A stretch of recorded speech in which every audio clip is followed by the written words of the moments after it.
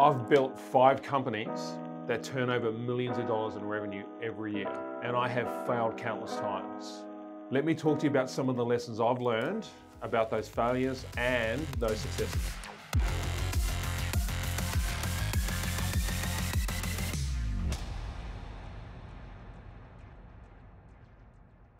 Hey, welcome to Business Beats. Lawrence here. Today, we're talking about some of the failures I've ran through after building 5 companies, right?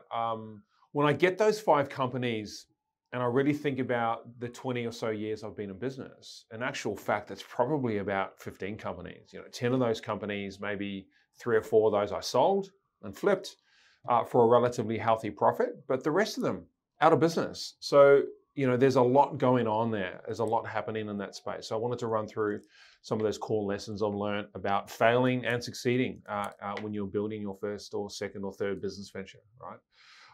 There's a concept of mindset, right? Growth mindset versus a fixed mindset, I think is really critical to understand. So growth mindset and fixed mindset. 2 completely different things, by the way. And there's some core lessons in those verticals that everyone should learn, and they're basic principles of scaling a company and the things that you need to understand in terms of how you think, right? Which is really important. So a growth mindset is focused on just that, right? It's pretty self-explanatory that you're always geared towards how do I make things better? How do I scale? How do I earn more revenue? That element of having a positive mindset as well is certainly a large component of that. You really need to unpack the bad days and the hard times and figure out how to turn that into revenue and into scalability and into growth, right? So that's your growth mindset component. Your fixed mindset component is that you keep doing the same thing and expecting a different result, right? It's very difficult to grow and scale personally and financially in that environment. It just doesn't work, right? Come on, dude. It's just too difficult because every day is going to be a chore. You're coming to the office or onto site or whatever your business is, or into the shop or the cafe, and you're going to see things through the same lens. And there's one thing that I know is when you do that is you become complacent, right? And things get a little bit tough, around the edges. They start to fray a little bit. It gets a little bit boring. It gets a little bit monotonous, and it gets a little bit hard to deal with, right? And it's very hard to be successful in that space. So, quick lesson: fixed mindset, growth mindset.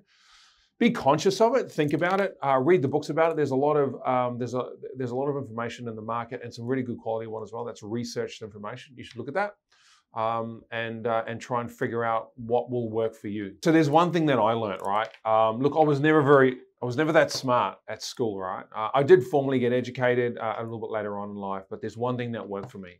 And this was something that my father said to me, and I've said this before in another episode, is that he always said to me, son, as long as you work hard, you'll always be given opportunity. So I just did that. I just worked. And I worked and I worked and I worked, and nothing could stop me, right? I was the guy who was up at 4 a.m. and the guy who worked until midnight. While everyone out was partying and having a good time, going to the beach, going surfing, they did that, and I just stayed at home and I worked. So I grinded really, really hard, and I found that worked for me, you know what I mean? So you've got to put the work in. Like, if you want to fucking be successful, you have to put the work in. That was one of those things that worked for me. I think it still works for me now. And I'm constantly doing that. So, the second part to that is you can't blame anybody else, right? Like, come on now. You can't do that. Like, you just have to make that shift in your mindset to say that everything that I do is a byproduct of my decisions and my responsibility only. Like, you can't blame those people around you. It's not your partner. It's not your kids. It's not anybody, right? It's not your employer, and it's not your business. It's you. If your business fails, that's on you, 100%. It's no one else's fault, right? So I'm just saying that what I learned is hard work always got me through it, no matter what. Even on those bad days, I just thought all I need to do is keep punching through. And that's what I did. And I took full responsibility for everything. Those are 2 key things that changed my life, I think. And those are 2 principles I still live by today. So hard work and self-responsibility. So the next thing is overcoming limiting belief systems, right? Which is really easy to do, by the way. I sort of catch myself on it sometimes, right? So you really got to be aware of it. And that's that negative component, that person sitting on your shoulder, sort of talking in your ear quietly, that everything you're doing is wrong and it's not going to work, right? So you got to get over that. And again, that whole mindset element is about becoming strong and robust and understanding that just for what it is, right? It rolls back into self-responsibility, yes, but you really need to think about that. So what are you going to do to overcome that, right? Again, lots of information out there about that, but let me talk to you about a couple of things that I do, right? So I write things down, and that's how I get through it, right? So if I have a bad day, right? So I've gone into the business, any business that I operate, sales are down, the team's not firing, culture's shaken a little bit, we've lost a couple of employees, right? It can be a very bad day. You've just got to stay cool, calm, and collected, man. You cannot lose your shit, right? You have to stay on point, because if you're the leader in a business, people are going to look to you. And if you're shaking, they're going to shake. If you're stressing out, they are going to stress out, right? So you can't let that stuff overcome you, that negativity, right? So change your belief system that, hey, maybe this obstacle is the way and I'll figure it out, right? So a couple of things I do. The first thing I do is I write things down in terms of what's going wrong, right? And it helps me contextualize it. I look at it on paper and I think about it deeply, right? I could do a bit of research in it, and I take a break from it. So when I'm writing it, what it does, it forces me to actually not think about it, believe it or not. And it forces me to see it through a different lens. And when I write it down, I'm actually pretty detailed. What went wrong today? And it might be 5 things. And then I'll sit there and I'll look at it. And then next to that, I'll write why I think that occurred. And then the last thing is, what is the solution, or what I think the solution is. There's a lot of power in also just giving it a little bit of space, right? Let it breathe for a little bit, chill out, right? Do that, go to bed, try and get a good night's rest. Very hard to do in that environment though, I get it. And then wake up and then read exactly what you did the night before and then recontextualize it in your brain. And normally for me, that works, right? So I'll wake up and I'm ready to get back into the office and just smash it, right? So I just slow things down a little bit. There's not a lot you can do when you're in it. When the stress is high and the emotion is high, there's not a lot you can do when you're in it, So a little bit of separation, but write it on paper. The second thing I do is I like to keep track of achievements, right? And I like to make people aware of it. So one of my personal things that I do is I write down, what have we accomplished this month? So when I'm pushing the team really hard, and sometimes you just have to do that to make sales targets and budgets and all that sort of thing and get a project over the line, I like to write down everything that we've fixed, everything we've innovated and improved, all of our wins, right? All of the battles we won, I want to put that in there, all the testimonials that we got, and all the key improvements that we made to the company. And then at the end of the month, I like to send it to everybody, right? So that's a little bit of a hack. It makes people feel good. You can put people's names in there when they've done a great job. We don't want to make it fluffy though. We want to make it real, factual, based on execution against a particular item, right? So there's a couple of things there, is that write down on paper what's going wrong and write down on paper what's going right. It works for me, right? It helps me get a bit of space. I can sit there and I can look at it. I can recontextualize it. I like to at least sleep on things before I start to execute. And I normally find that when I wake up in the morning, hey, everything is different. And then I just smash it out and I go in and I start fixing all the problems. The next thing I want to talk about is resilience, right? Like resilience. When you talk about mindset, some of the things I think about when I think about mindset, which is such a big subject matter, right? There's a lot in that syllabus and a lot to learn and go through. And I certainly understand that. But I want to talk about resilience for a little bit, because I think it's critically important and it's a byproduct of a good quality mindset, right? So if your mindset's on point, you're normally quite strong.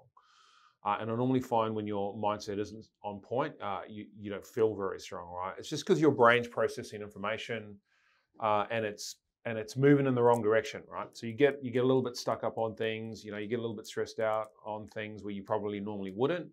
And then it can snowball and get a little bit out of hand, right? So you really need to think about resilience. Like you need to think about how you're going to handle things when it goes bad, right? You got to be strong, like strong, super strong. If you're the leader and people are going to rely on you, right? It's like, I employ a lot of staff, right? They rely on me to be strong. I take that as a responsibility.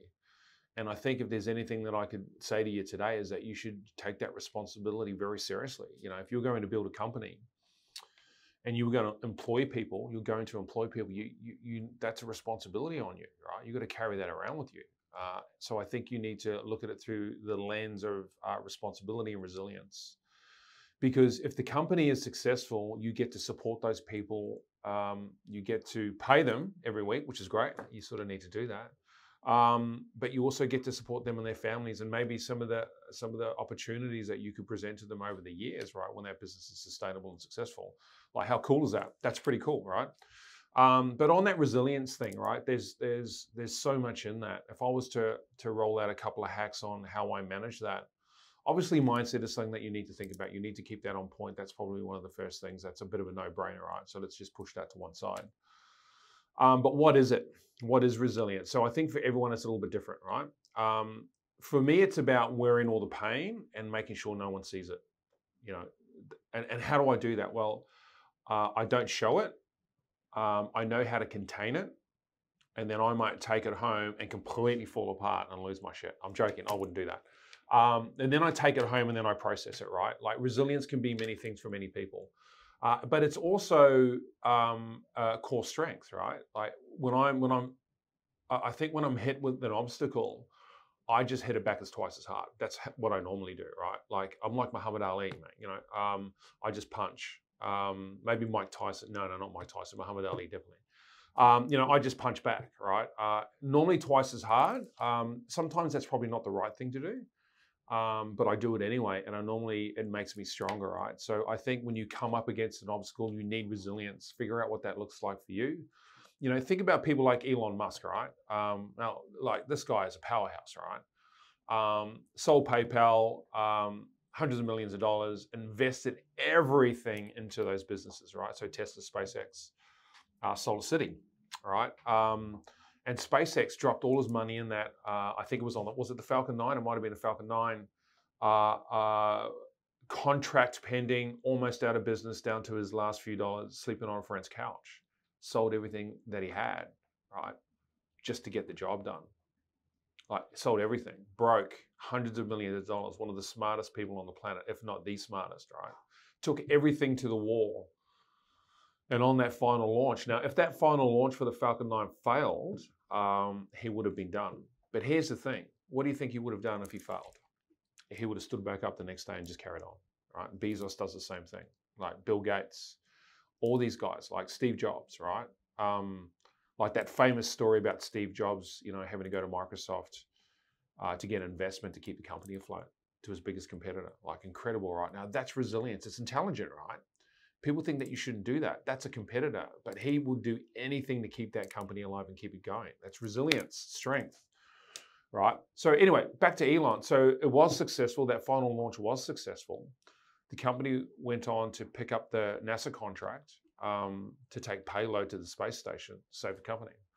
And now it's the most successful rocket that's ever been built in the history of space construction.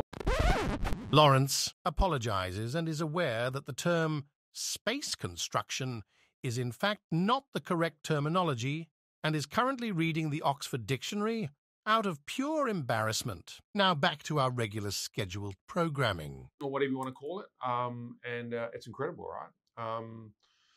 So resilience, what is it for you? You need to think about that. Sometimes it's just about punching and moving forward. Again, think deeply about how you become strong, right? And sometimes it's all in your head. So I read a lot about that because I think it's a superpower, right? And I think if you can overcome obstacles and challenges well with resilience and using strength, it becomes a byproduct of who you are. And as you move forward, you just get stronger. Like 100%, you just get stronger and stronger. And it'll get to the point where nothing can touch you. Nothing can touch you. Like, I don't think there's a time that I've stressed out for a very, very long time. One way to get resilience to become strong, right, that I do, and I do on quite a frequent basis, I think about habit, right? So I want to create habits around me and become very habitual on things that create strength for me, right? So this is what I do. So I know that health and fitness is really important to me, right? So I have to go to the gym minimum 3 times a week, 100%. And when I don't, what it does, it hits me a little bit, right? I don't feel as strong, right? So I know that I have to do that. So that's in my regime. Put it in your calendar. You got to schedule it. If you don't schedule it, it won't happen, right? I read. So I make sure that I read a minimum of 2 or 3 hours every week. Okay, that might be an audio book, an Audible, or it might be a hard copy book, right? I have a lot of books at home. I'll pick them up and just read them. I get out of bed in the morning, I'll read one page, close it, and then jump in the car and come to the office, right? So what that does, it keeps me on point, keeps my mind fresh, and keeps me learning and developing, right? So now I'm creating habits around it, right? Habits around myself will make you strong and make you resilient. So what else could you do? So when I come in, I don't read email. I need to do something that's got contribution. So that's a habit for me now. So, email is a killer of productivity. So I ensure I do that. I remove myself from all negative scenarios and situations. I do not get involved with negative people or negative situations. I don't watch free-to-air news. There's another habit for me that keeps me strong. I don't need to turn on the news and hear about every death and every bad thing on the planet all in 30 minutes. I don't need to do that. That is a waste of time. And it influences you negatively, right? And it pulls your resilience down and makes you a little bit weaker than you were before you started watching all of that bullshit, right? So don't do that. So look, there's just a couple of things there. So you could make resilience and strength about habit. How can I frame my day, my week, my month around creating habits for me that I get used to, that build strength inside me and resilience inside me, right? So education, so reading, going to the gym, keeping your body fit, having a good diet, staying away from the negative news networks, you know what I mean, and keep that out of your mindset. And the other thing I do is I do a lot of learning in the car. So as soon as I get in the car, I hit a podcast, right? And what I listen to things that I need to listen to when I need to listen to them. My advice, don't listen to 5 different people saying 5 different things. Listen to the one thing that you need from a valid source and go there. So there's 5 things now that you could do to create strength and resilience for yourself that would help you support your business and your family life and your personal life and everything that's around you. So in addition to resilience and strength, right, there's something else that's really important, like really critically important for me personally, as I, across all the companies that I'm involved in, is goal setting, right? Goal setting. Yeah, goal setting. Man, I could say that 100 times, right? But here's the thing, is that goal setting can be different, right? It's also a business plan. It's also a strategy. It could be a daily, weekly, monthly, quarterly, annually, right? It could be a 3-year plan, right? A goal setting and business planning for a company or a business or a startup, if you're looking to do that, are all the same thing. Now, goal setting normally is a personal application, right? That's how I see it. I think most people probably see it like that, and that's no harm, no foul, that's fair enough. And it probably is, right? So what is goal setting, right? So your goal setting for yourself personally will fuel your business plan. Right, so you really need to think about what you want in life, what you want to achieve, and what that looks like. It's pretty difficult, but here's the thing: if you don't know, don't worry about it. It's all good. You can figure that out later. But you need to have a couple of things down on paper, right? Because you need to look at it and you need to read it. Just previously, when I spoke about repetition and building that framework around you to create strength and resilience, goal setting is the same. You need to read it every single day. Here's what I used to do. Look, it's a little bit naff. I don't know if you guys know what naff means, but I'm going to say it anyway. It's a little bit naff. Is I used to print it out and put it on my mirror. And so when I'm up in the morning brushing my teeth or whatever I'm doing, I read it. Now I have it in my notes on my phone, and I have it in an audio file, believe it or not. Yeah, an audio file on my phone. So I record my goals in an audio file and I can play it to myself in the car. I know it's a little bit weird. That's like something Matt Damon would do, but I do it too. It's a little bit weird, but it works for me, right? So I turn it into an audio file. So there's a bit of an idea that you could try, right? It works for me, but I have them written down on my notes on my phone. They're on my computer as well in an Excel spreadsheet on my laptop. And I've created an audio file. Like, how weird is that? But I'm really focused on it, right? Because there are certain things that I want to achieve. There's a legacy I want to leave. And there's some communities that I want to support, right? And some clients and some groups of people, and I want to have some contribution somewhere. And that's really important to me. That's part of my MTP, so I'm very focused on that. So I read about it every day. So I think people should do that. I think goal setting has become relatively underestimated, right, in the current world.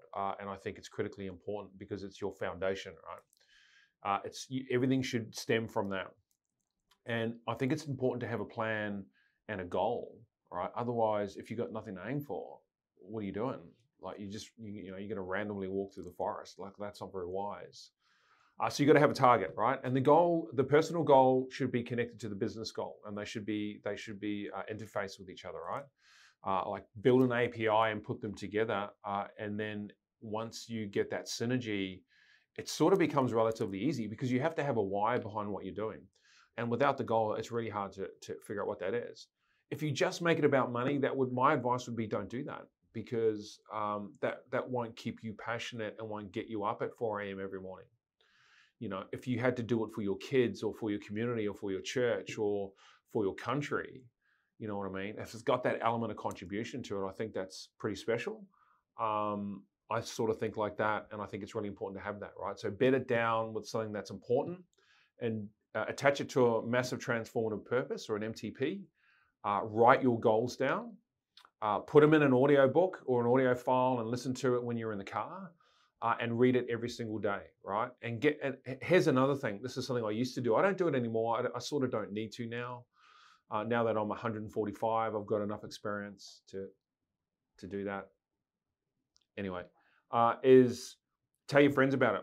Tell everyone about it. Because you know what happens. And tell them that you want to be held accountable. So if your goal this quarter is to do X, tell everyone and get them to say, I want you to hold me accountable if I don't do that.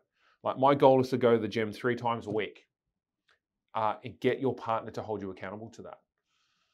Those are important lessons, and I think people don't do that anymore, and you should, because it's hard to stay committed and accountable, right? It's hard to stay resilient when you've had a tough day or a tough week or a tough month, right? You get a little bit weak, right? Those are just some of the practical things that I do that keep me on point, right? But now I'm really focused, like super focused. There's not a lot that can pull me off point. You know what I mean? It would have to be pretty severe to be able to do that. So in terms of goal setting and resilience, there's one thing that I want to say, and it's about motivation. Now, I think motivation is bullshit, and I don't think it works. So be very careful where people start talking about motivation. You know those guys who are out there who are motivators, right? Like motivational speakers. There's one thing I know about motivation from my experience, right? Is that it doesn't last. If it's not grounded in a goal, if it's not grounded in a purpose, if it's not grounded in a strategy, it just won't last. It won't keep you going, because you'll be motivated for 1 or 2 hours or maybe a day, and then all of a sudden it's gone. You're not motivated anymore, because motivation is an emotion, right? It's not practical. So that's why I'm not big on these motivational speakers. And I'm not big on these guys in business, right? Who are all over the internet, who haven't made any money, who are not very successful, but think they are, and are talking about it online, about how successful they are and that they can help all these people, but they haven't done it themselves. You want to be very careful of those people, because they're charlatans, and they haven't done anything that's got any value to it. They haven't built wealth or success or a company. They might be turning over 2, 3, 400,000, 500,000, but that in comparison to building success, it's pretty minute, right? So just be careful. I think there's lots of people talking about motivation and trying to sell off the back of that and taking people's hard-earned money for it. And I just don't think it works. So motivation, stay away from it. Goals and strategy and those types of foundations, I think, are really critical. Okay, so just to recap, growth mindset, right, versus a fixed mindset. Remember just to recalibrate that, be conscious of it, think about it, and be aware of it, right? I think it's really important. And commit some time to it. Like I said, write things down and learn in that space. Limiting beliefs. Stay on top of that, right? You need to understand that when you have a bad day, it's just okay, right? That you can get up in the morning and fight another battle. And if you win that battle, that's one tick towards winning the war, right? And that's that level of prosperity that you want to get to. So it's important to understand that. Resilience and strength, so critical. Probably my superpower, right? No one can outwork me. Gary Vaynerchuk thinks he's the hardest working man on the planet. I reckon I'll give him a run for his money. Gary, let's talk about that. But resilience, right? Resilience and strength. Build some foundation around that. Understand what it is and find out what works for you. And the last thing is goal setting. Right, another critical foundation that I've learned over the years building the companies that I have is that I couldn't do it without understanding why I'm doing it in the first place. right? You've got to know the why. You've got to have the why, and writing your goals down will give you some clarity around that. And like I said, if you don't figure it out in the first, 12 months, it's okay. Sometimes you don't get it till year 3, right? But when you write it down and review it and think about it, it'll give you some clarity. Just start the business, start generating revenue, and start to mold what that strategy and that goal looks like for you personally. Start there, and then how do you API that into the company to build the company up? Hope you guys got something out of today's episode. Really appreciate you tuning in. We release an episode every week. If you found it valuable, share it with a friend or family member. We'd love to grow a community here, and we look forward to seeing you on the next episode of Business Beats.